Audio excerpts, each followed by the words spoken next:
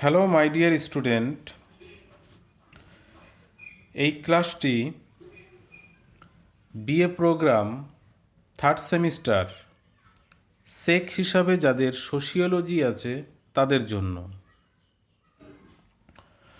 এই ক্লাসটিতে আমরা যে বিষয়টি নিয়ে আলোচনা করব সেটি হচ্ছে গবেষণার নকশার উপাদানসমূহগুলি কি সেগুলি নিয়ে আলোচনা করব। Components of a research design. তো আমরা শুরু করেছিলাম রিসার্চ ডিজাইন বা গবেষণার নকশা নিয়ে। তো এর আগের একটি ক্লাসে আমরা এই গবেষণার নকশা কি বা এই গবেষণার রূপরেখা অর্থ কি সেই সম্পর্কে আলোচনা করেছিলাম। এই ক্লাসটিতে আমরা এই গবেষণা নকশার যে উপাদানগুলি আছে সেগুলি নিয়ে আলোচনা করব। তো গবেষণার নকশা বলতে বোঝায় যে গবেষণা চালানোর জন্য গবেষক গবেষণার প্রাথমিক স্তরে যে রূপরেখা তৈরি করে, এটি হলো গবেষণা কিভাবে পরিচালিত হবে সে সংক্রান্ত আগাম পরিকল্পনা। এটি সবসময়ই একটি উদ্দেশ্যমুখী এবং সংগঠিতভাবে গবেষণার কাজগুলি সম্পূর্ণ করার রূপরেখা। এই গবেষণার নকশা তৈরি করার আগে গবেষককে কতগুলি বিষয় সিদ্ধান্ত নিতে হয় এবং তারপর গবেষণার নকশা চূড়ান্ত করতে হয়। তো এই সিদ্ধান্তের বিষয়গুলি হলো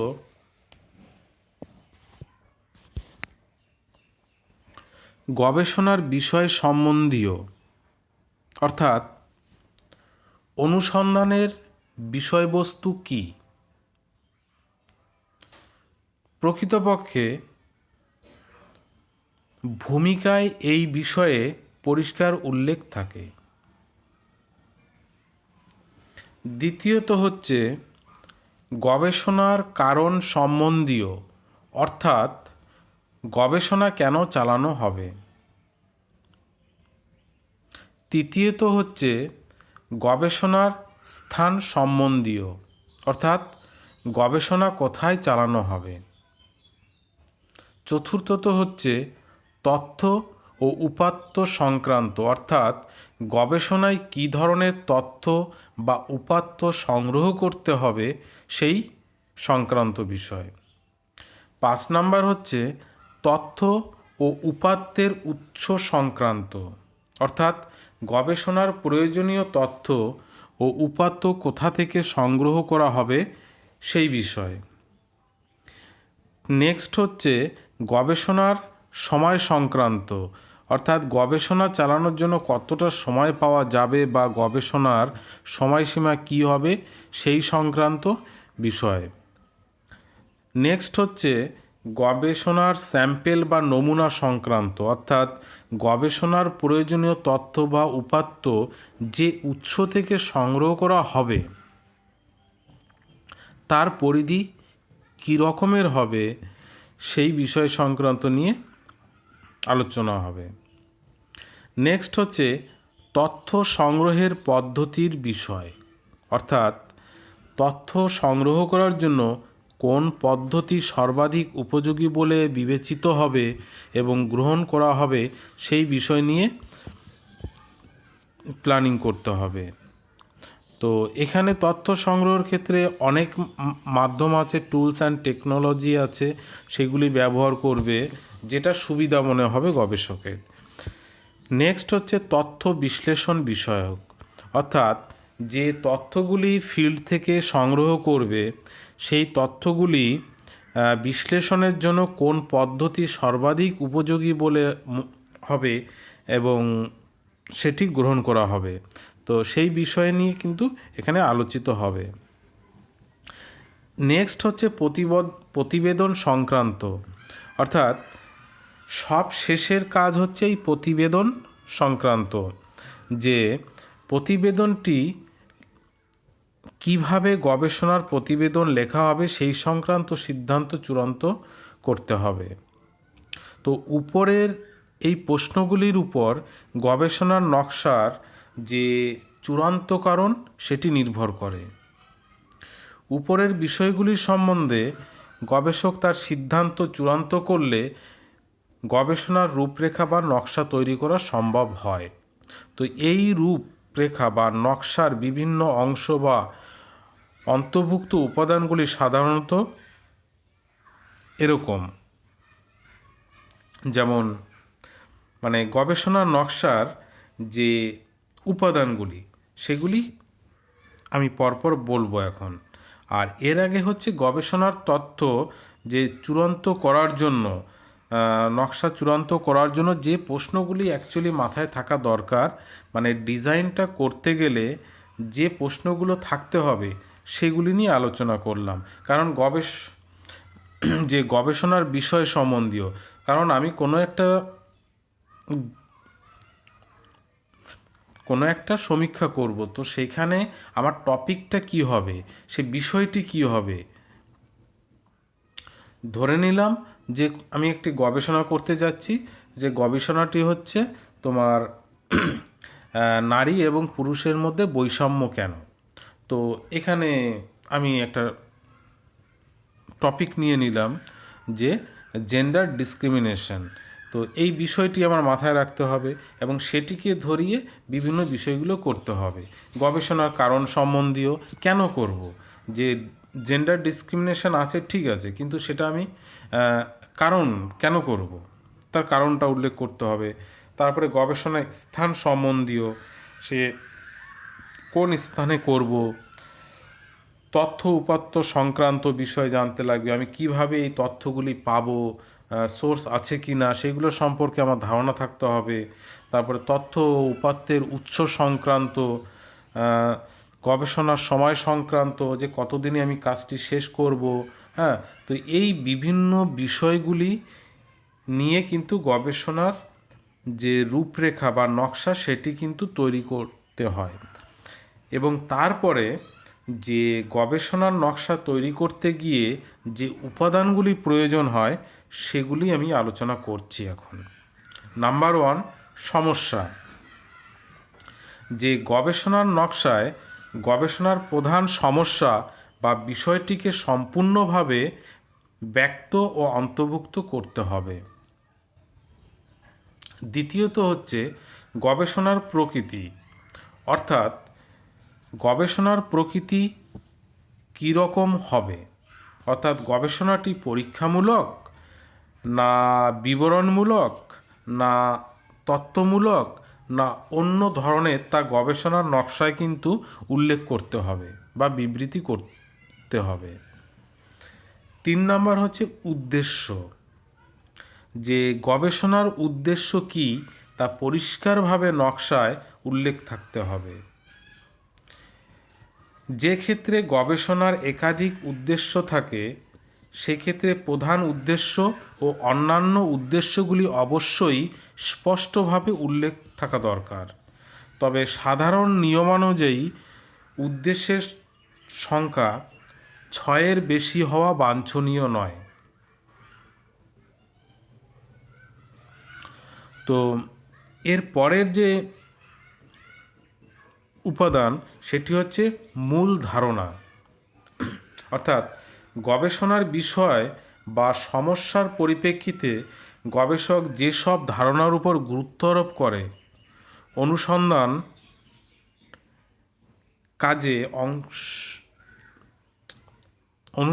কাজে অগ্রসর হতে চান সেগুলি কার্যগত ব্যাখ্যা এই নকশায় অন্তর্ভুক্ত করতে হয়।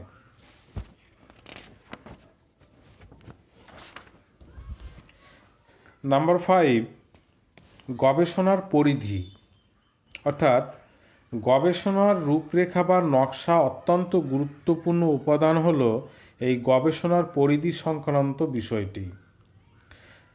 গবেষণার তাৎপর্য ও সঙ্গতি সম্পর্কে যে পরিষ্কার বক্তব্য নকশায় অন্তর্ভুক্ত করতে হবে। অর্থাৎ গবেষণা কেন চালানো হচ্ছে, বর্তমান জ্ঞানভাণ্ডারকে এই গবেষণা কতখানি সমৃদ্ধ করবে, গবেষণা কোন উদ্দেশ্য পূরণ করতে সমর্থ হবে ইত্যাদি এই বিষয়গুলি নিয়ে এই গবেষণার নকশা তৈরি হয় এবং এই উপাদানগুলি লাগে। এর সাথে তথ্য সংগ্রহ সংক্রান্ত যে পরিধির উল্লেখ থাকে, যেমন তথ্য সংগ্রহের উৎসের আকার ও আয়তন, নমুনার আকার ও আয়তন ইত্যাদি। নেক্সট হচ্ছে তথ্য সংগ্রহ। গবেষণার সবচেয়ে গুরুত্বপূর্ণ কাজটি হলো তথ্য ও উপাত্ত, যেটা ইংরেজিতে ডেটা বলা হয়। এই উপাত্ত সংগ্রহ ও সংগৃহীত তথ্যের বিশ্লেষণের দ্বারা সিদ্ধান্ত গ্রহণ। গবেষণার নকশায় এই সংক্রান্ত যে বিস্তারিত পরিকল্পনা অন্তর্ভুক্ত থাকে। গবেষণার নকশার এই সংক্রান্ত উপাদানগুলি হলো যেমন তথ্য বা উপাত্ত সংগ্রহের উৎস সংক্রান্ত বিবরণ, তথ্য সংগ্রহে যেসব পদ্ধতি ও কৌশল প্রয়োগ করা হয় সেগুলির বিবরণ, এবং যে অবস্থায় তথ্য সংগ্রহ করা হবে তার বিবরণ। যেমন বাড়ি বাড়ি গিয়ে না এক জায়গায় বসে তথ্য সংগ্রহ করা হবে, সকালে না সন্ধ্যায় তথ্য সংগ্রহের কাজ চালানো হবে, প্রাথমিক তথ্য না মাধ্যমিক তথ্য সংগ্রহের জন্য কি ব্যবস্থা গ্রহণ করা হবে ইত্যাদি বিষয় নিয়ে আলোচনা করতে হবে। তো আমাদের আরেকটি উপাদান হলো তথ্য সংগ্রহ।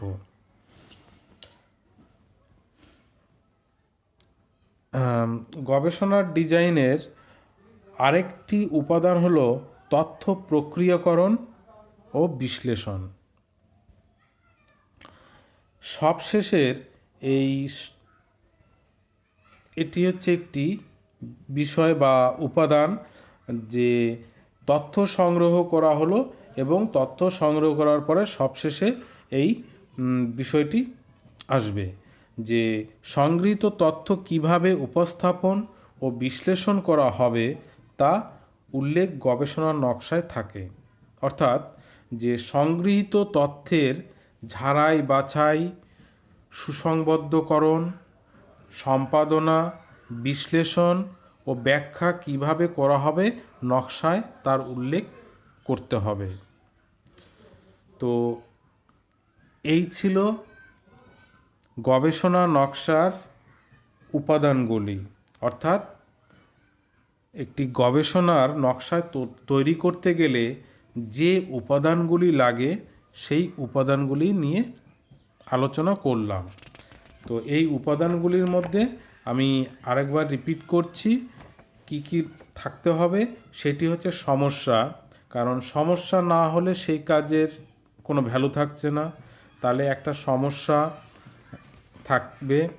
গবেষণার প্রকৃতি, কী ধরনের গবেষণা হবে সেটি থাকবে, যে এই গবেষণাটি পরীক্ষামূলক না বিবরণমূলক না তত্ত্বমূলক, এই ধরনের একটি প্রকৃতি থাকতে হবে। তারপরে হচ্ছে উদ্দেশ্য থাকতে হবে, যে গবেষণাটি করা হচ্ছে তার একটি উদ্দেশ্য থাকতে হবে। এবং তারপরে হচ্ছে মূল ধারণা, অর্থাৎ এই গবেষণার বিষয় বা সমস্যার পরিপ্রেক্ষিতে গবেষক যে ধারণার উপর গুরুত্ব আরোপ করে অনুসন্ধানের কাজ যে অগ্রসর হতে চান, তো সেটার একটি মূল ধারণা থাকতে হবে। এরপরে হচ্ছে গবেষণার পরিধি, যে গবেষণার যে পরিধিটা হবে সেটা কি প্রকৃতির হবে সেটা উল্লেখ করতে হবে। যেমন আয়তন, এখান থেকে নমুনা কিভাবে নেওয়া হবে, সংগ্রহ করা হবে, তো এই বিষয়গুলি থাকতে হবে।